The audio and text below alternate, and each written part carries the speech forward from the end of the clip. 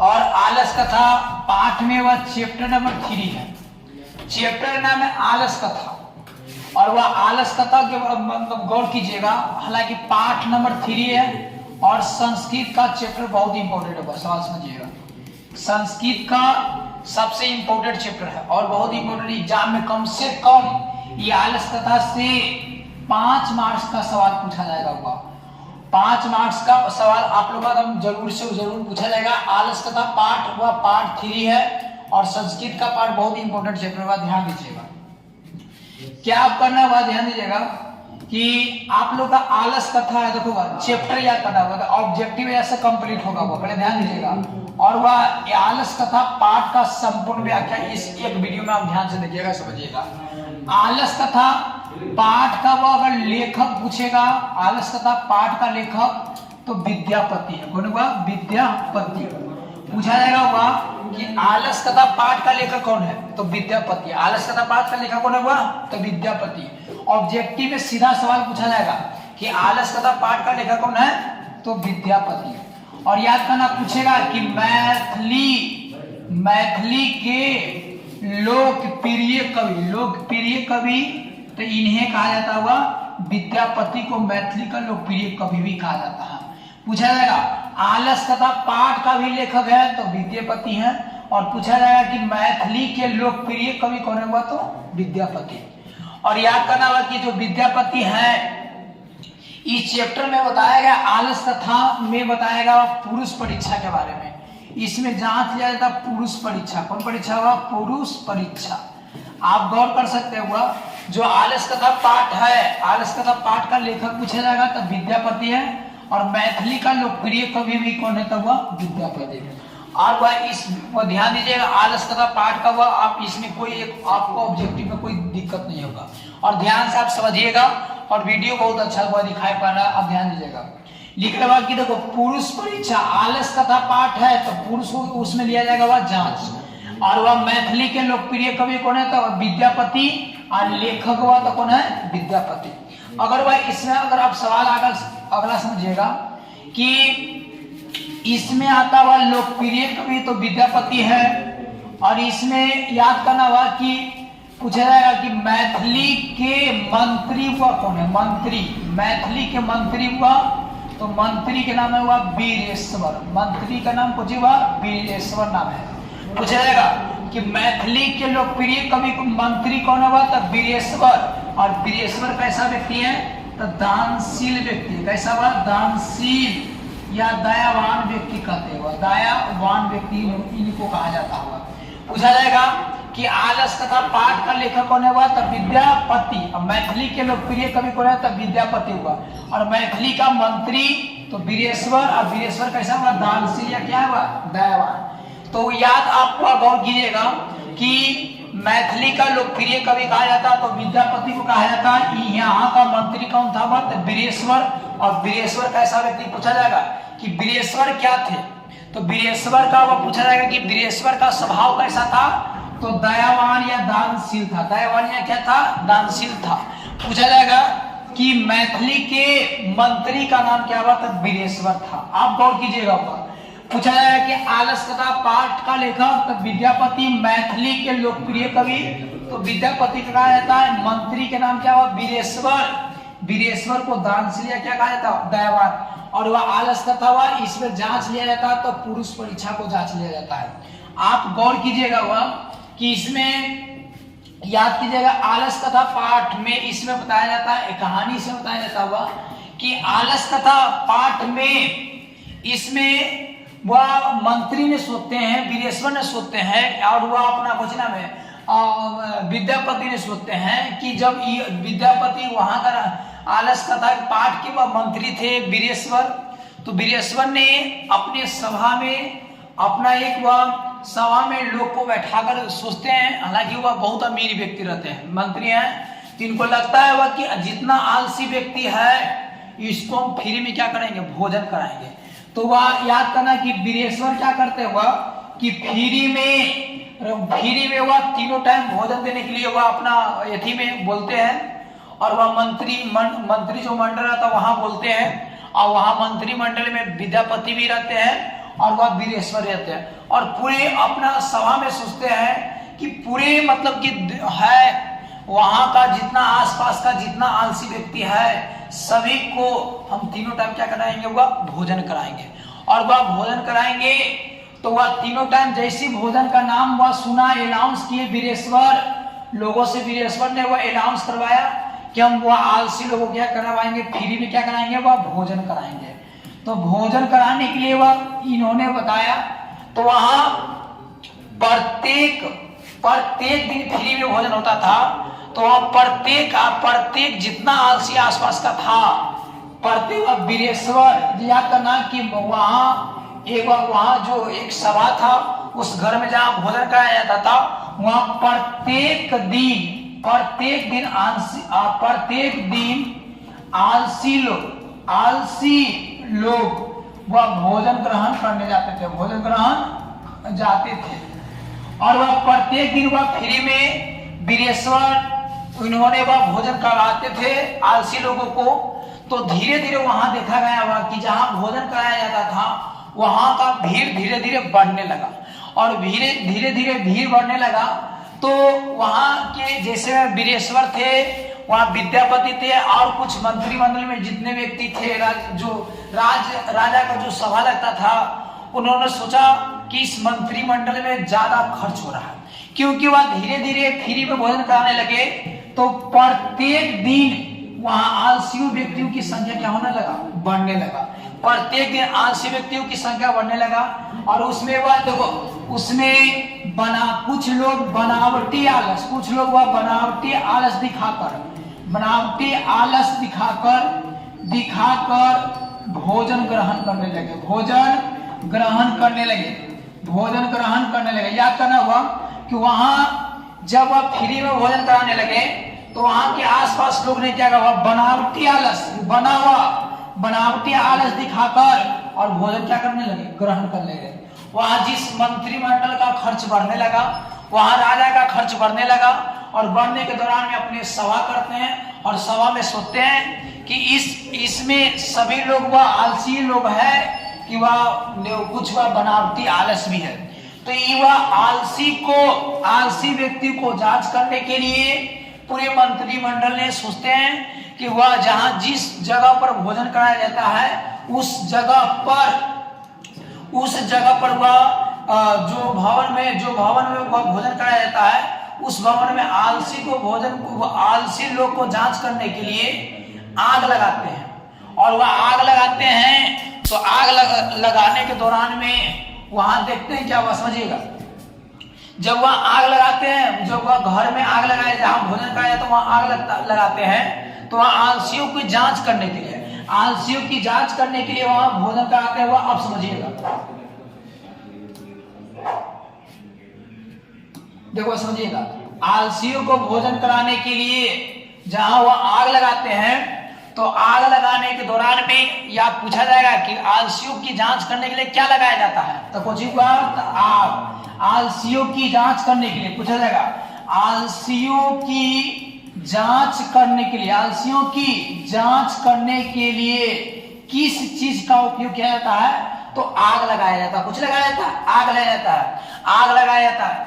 जब वह देखो वहां आग लगाया जाता है तो उसमें देखा जाता है कि पूरी जो बनावटी आलस था, तेज तराज था वह आलसी लोग, तो पूरे मतलब वह बनावटी आलस क्या करता है, जैसे आग लगता है तो पूरे लोग क्या हो जाता है, वह भाग जाता है। वह जब मंत्रिमंडल में जो भोजन होता है तो वह जब जैसे आग लगता है, आग को देखकर पूरे वह धूर्त लोग, एक कहते हैं धूर्त लोग के मतलब होता है चलाक लोग। धूर्त लोग के मतलब कुछ होता है चलाक लोग। उस मंत्री हुआ जहां भोजन होता है, धूर्त लोग क्या हो जाते हैं, भाग जाते हैं। ये याद करना कि जब आग लगता है तो वहां से वह कौन लोग पलायन हो जाते हैं, पूछेगा कि आग लगते ही कौन लोग पलायन हो जाते हैं। पलायन हो जाते हैं, तब पलायन मतलब भाग जाते हैं, तो कौन लोग वहां भाग जाते हैं, तो धूर्त लोग। और धूर्त लोग के मतलब होता है बनावट। धूर्त लोग के मतलब क्या होता है, बनावटी आलस होता है।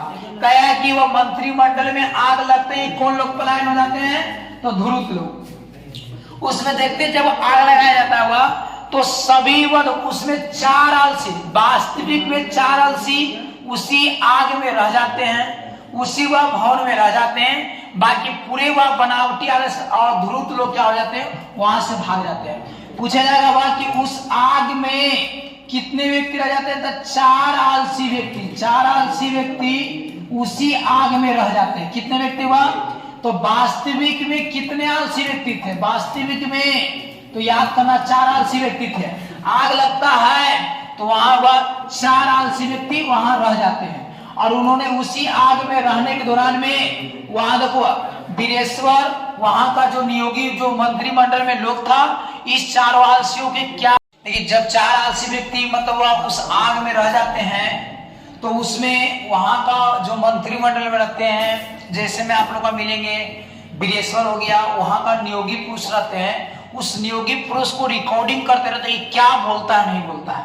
तो उसमें प्रथम आलसी बोलते हैं, प्रथम आलसी व्यक्ति, प्रथम आलसी व्यक्ति, प्रथम आलसी व्यक्ति बोलते हैं कि यह कोल्हा क्यों हो रहा है, यह कोलाहल क्यों हो रहा है, क्यों कर रहा है, क्यों कर रहा है। पहला वह प्रथम आलसी व्यक्ति बोलता है अरे यह कोल्हा क्यों कर रहा है। फिर कहता वह दूसरा आलसी व्यक्ति बोलता है, दूसरा आलसी व्यक्ति हुआ कहता कि दूसरा आलसी व्यक्ति बोलता हुआ कि दूसरा आलसी व्यक्ति बोलता है, दूसरा आलसी व्यक्ति बोलता है वह कि लगता है, देखो दूसरा आलसी व्यक्ति बोलता हुआ कि लगता है कि इस घर में आग लग गई है। देखो आप पूछे जब 4 आलसी व्यक्ति उस आग में रह जाते हैं तो प्रथम आलसी व्यक्ति बोलते हैं कि यह कोल्हा क्यों हो रहा है, यह कोल्हा क्यों कर रहा है। दूसरा आलसी व्यक्ति बोलता है कि लगता है कि इस घर में आग लग गई है। याद करना होगा कि प्रथम आलसी व्यक्ति बोलते हैं कि यह कोल्हा क्यों हो रहा है, दूसरा व्यक्ति बोलते हैं कि लगता है कि इस घर में आग लग गई है। इसमें याद करना होगा तीसरा आलसी व्यक्ति, तीसरा आलसी व्यक्ति वो याद करना, तीसरा आलसी व्यक्ति बोलते हैं कि कोई धार्मिक व्यक्ति, कोई वैसा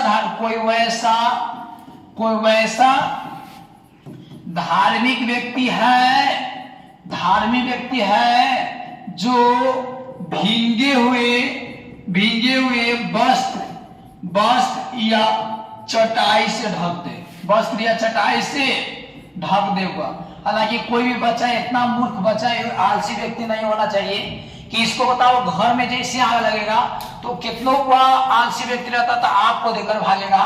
बाकी इसमें प्रथम आलसी व्यक्ति कहता है कि यह कोल्हा क्यों कर रहा है, मतलब हल्ला क्यों कर रहा है। फिर दूसरा आलसी व्यक्ति बोलता है कि लगता है कि इस घर में आग लग गई है। याद करना, तीसरा आलसी व्यक्ति बोलता है कि कोई वैसा धार्मिक व्यक्ति है जो भींगे हुए वस्त्र से क्या कर देगा, ढक दे। अब याद करना हुआ भींगे हुए वस्त्र या चटाई से क्या कर देगा, ढक दे। अब याद करना चौथा व्यक्ति हुआ, चौथे व्यक्ति बोलते, चौथे आलसी व्यक्ति बोलते हुआ याद करना, चौथे आलसी व्यक्ति बोलते हैं अरे बाचल यह कितनी बातें करते रहोगे। बोलता हुआ कि ये बाचल कितनी बात, अरे बाचल ये कितनी बातें करते रहोगे। प्रथम आलसी व्यक्ति बड़ा ऑब्जेक्टिव में पूछेगा एकदम जरूरी हुआ कि प्रथम आलसी व्यक्ति क्या करते हैं, तो प्रथम आलसी व्यक्ति कहते हैं यह कोल्हा क्यों हो रहा है। दूसरा आलसी व्यक्ति कहता है कि लगता है कि इस घर में क्या हुआ, आग लग गया है।